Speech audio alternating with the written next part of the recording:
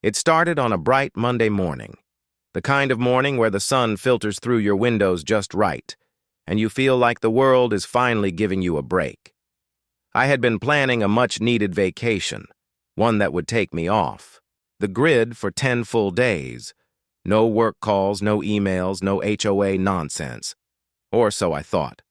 I had packed my bags the night before, triple-checked my to-do list, and even set up a few cameras around the house just for peace of mind.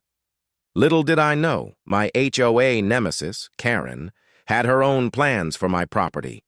Karen had been the self-appointed queen of our cul-de-sac for years. She wasn't technically the HOA president, but she may as well have been.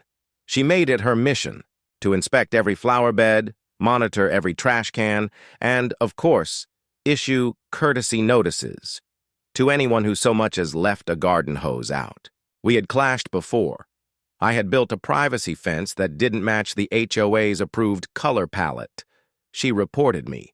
I parked my boat in my own driveway, reported again, but none of it prepared me for what she pulled the day before.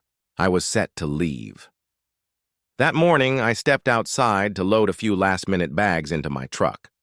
As I turned the corner of my house, I stopped dead in my tracks. There, inside my garage, my private locked garage, was Karen's car. Not parked in front, not partially inside, fully inside, doors closed, lights off, like it had always belonged. There. For a few seconds I thought I was hallucinating. But no, there it was. Her big Rolls Royce sitting pretty in my garage like a crown jewel. I stood in silence, processing the sheer audacity. I stormed to her house, which was conveniently 3 doors down. I didn't even knock, just pounded on the door with the fury of 1,000 denied HOA appeals. She answered like she had been. Expecting me? "Oh, you saw the car?" she said, smug as ever. "Hope you don't mind. The street's getting so crowded and, well, your garage was open yesterday. I figured you weren't using it." I blinked. "Karen, you broke into my property and parked in my garage without permission." She crossed her arms. "Well, technically it was unlocked, and the HOA rules do say that garages should be used for vehicle storage." I could feel my blood boiling. She wasn't just entitled. She was delusional. And here's the kicker. She genuinely believed she had done nothing wrong. "It's only for a few days," she added. "My nephew is visiting and I needed the extra space." I walked away before I did something I'd regret. But I wasn't going to let this slide. I had 10 days of vacation ahead of me, and I decided right then and there that Karen was going to spend every single one of those days locked out of my garage and her precious Lexus with it. First, I went straight to the hardware store. I bought the most heavy-duty padlocks money could buy, plus a brand-new steel-reinforced garage door mechanism that I could control remotely. I also installed a keypad entry system with a brand-new code, just in case she had somehow obtained the old one. Once the new system was in place and secured, I made sure to document everything: photos, timestamps, receipts. Then I locked that garage down tighter than Fort Knox. The next day, I left town. My vacation was everything I needed. I was sipping margaritas on a beach in the Florida Keys, watching the waves roll in while Karen was probably pacing like a madwoman in front of my garage door. She had no key, no access, and no idea when I was coming back. Every now and then, I'd check my cameras, and boy, the footage was gold. Day 1. Karen standing in front of the garage, hands on her hips, phone in hand. She called someone, probably the police. I chuckled and turned the volume up. Day 2. 2 officers arrived. I watched as Karen explained her version of the story, waving her hands wildly. One officer knocked on my door, got no answer, and shrugged. They left. Karen looked like she wanted to scream. Day 3. She tried to pick the lock. Yes, seriously. I zoomed in and saw her with what looked like a coat hanger or some kind of makeshift tool. I saved that footage for later. Possibly evidence of attempted break-in, Day 4. Karen put up a sign in my yard. Community violation. Misuse of garage. I had to pause the footage because I was laughing too hard. She had printed it out, laminated it, and taped it to a wooden stake. Day 5. Her nephew came looking for the car. He looked confused, then irritated, and then just plain embarrassed as Karen explained the situation. I could almost hear her saying, "It's fine, I have it under control. Day 6 through 8. Nothing. Just Karen sulking." I think it finally hit her that I wasn't coming back anytime soon. Day 9. A note taped to my front door. I couldn't read it, but I made a mental note to retrieve it later. Day 10. I returned. I pulled into my driveway around noon, fully rested and ready for the fireworks. Karen was out in her yard, watering her plants like nothing had happened. She glanced at me, then quickly looked away. I walked straight into my house, grabbed my toolbox, and headed for the garage. As I opened it, Karen practically jogged over. "Finally," she said. I was beginning to worry. I didn't respond. I just pulled open the garage door and stared at the Lexus. It was dusty now, neglected, abandoned like the pride she once carried. "You've had my car locked up for 10 days, she said, now with a slight edge to her voice. "No," I said, turning to her. "You parked your car in my garage for 10 days. I just happened to be on vacation," she huffed. "I could have had it towed," I raised an eyebrow. "From inside my locked garage? That would have made a great police report." Karen gritted her teeth. "I'll be reporting you to the HOA. "Do that," I said calmly. "And I'll send them the footage of you breaking into my property." She didn't respond. I handed her the keys, opened the door, and watched her drive away. She didn't say a word, but I knew this wasn't over. Karen never backed down. And I wasn't going to either.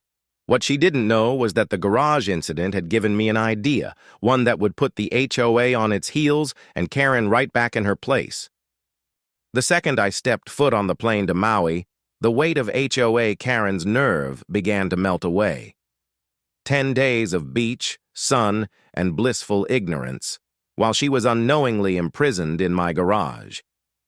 As the jet gained altitude, I couldn't help but chuckle at the mental image, her furious face pressed against the tinted windows, still denying any wrongdoing while stewing in her own entitlement. She had trespassed, parked without permission, and when confronted, had barked something about HOA bylaws giving her temporary access to any unoccupied garage. I'd already checked the rules. That clause never existed. While sipping my cocktail at the resort, I got my first call. Unknown number. I let it go to voicemail. 5 minutes later, another, then another. They just kept coming. Karen, the HOA. President, her attorney, more like her cousin's cousin who did real estate law, and eventually a deputy. I smiled and let them all ring out. See, I had informed the local authorities before I left. Explained the situation in full, showed them the security footage, and made sure every lock, every inch of the property was legally protected. Karen wasn't stuck because I wanted revenge. She was stuck because she refused to move her car from my home, on my property, despite multiple warnings. Day 3 of my vacation, I checked the outdoor cameras from my phone. Karen had tried to jimmy the garage door opener twice. Then she tried slipping a note under the frame. "You're violating the HOA mutual use clause. I will file a civil complaint." I zoomed in and saved the screenshot for future laughs. She had no idea that while she stewed in my garage, I was hiking volcanic trails, eating fresh mahi-mahi, and living my best life. By day 5, things began to escalate. Karen's husband finally showed up. I watched on camera as he stood outside, banging on the garage door like it owed him money. When that didn't work, he tried sweet-talking my neighbor into helping. My neighbor Ron, who had already had enough of Karen years ago, merely shook his head and walked back inside. Ron later texted me, "Your prisoner yelled at my mailbox. Thought it was a hidden speaker. I'm dying." I sent back a laughing emoji. The HOA board, mostly people Karen had bullied into silence, called an emergency meeting. Again, I knew this thanks to one board member who was secretly rooting for me the whole time. Apparently, Karen tried spinning the whole narrative. She claimed I gave her verbal permission to park there, that I went insane and trapped her like a wild animal. But the board had seen the footage too, and they saw something else. A power shift. When I returned home on day 10, tanned and rejuvenated, I opened the garage door remotely while standing on the driveway. Karen stumbled out in wrinkled pants, mascara smudged like war paint, clutching an empty water bottle like it was a lifeline.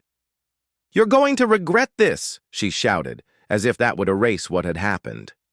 I calmly walked past her, wheeled her abandoned luxury sedan onto the street, and shut the garage again. "Enjoy your walk," I said. She huffed off toward the HOA office, still refusing to take responsibility. But this was just the beginning.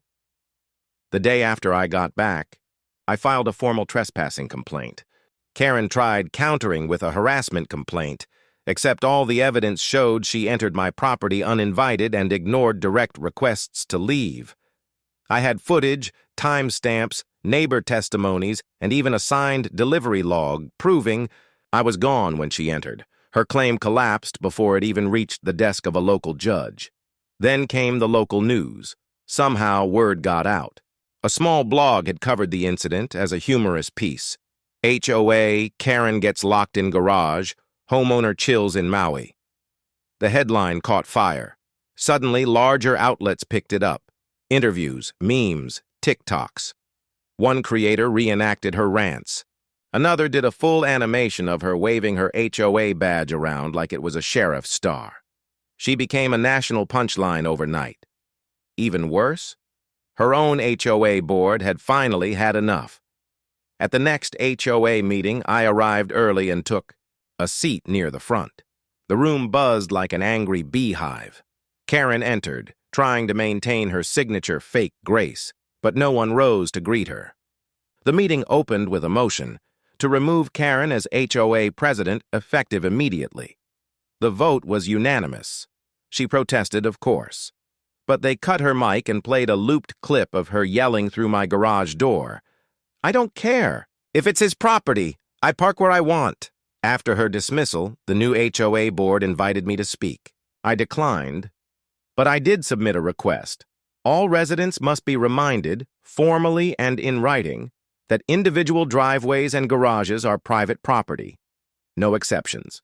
The board approved it unanimously. And the cherry on top? Karen was slapped with a personal fine for damages and unauthorized property use. Not large enough to bankrupt her, but enough to sting. You'd think that would be the end of it. But Karen, being Karen, couldn't let go. She started circulating a petition to reinstate her as president, claimed she had special knowledge of local property law and connections that would bring down the HOA from the inside. Only 3 people signed it, 2 of whom didn't even live in our neighborhood. Her car mysteriously ended up on cinder blocks a week later. Not by my hand, of course. But maybe karma got tired of waiting. I, on the other hand, invested in a new garage system, retinal scanner, encrypted remote, the works. Because while Karen had learned a lesson, I knew better than to underestimate petty entitlement. If someone like her tried to cross the line again, they'd be met with cold steel, digital locks, and one very patient homeowner with a deep love for irony. And just for fun, I framed the screenshot of her face the moment the garage opened. It now hangs in my hallway. A reminder, a trophy, and maybe a warning to anyone tempted to test my boundaries. Again,